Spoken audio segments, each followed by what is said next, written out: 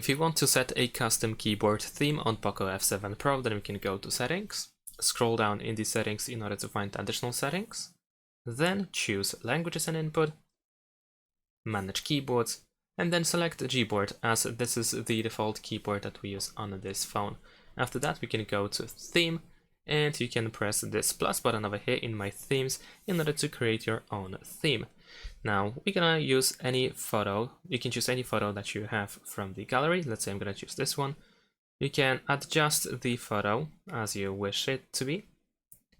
And once you are done, we can press Next. Now we can adjust the brightness of the picture that we have used. And let's press Done. You can toggle key borders, and you can still go back to customization of the photo or picture by using this pen. And press Apply in order to start using your custom theme. And that's pretty much it. Thanks for watching, leave a like and subscribe to my channel, and see you in my next videos. Bye!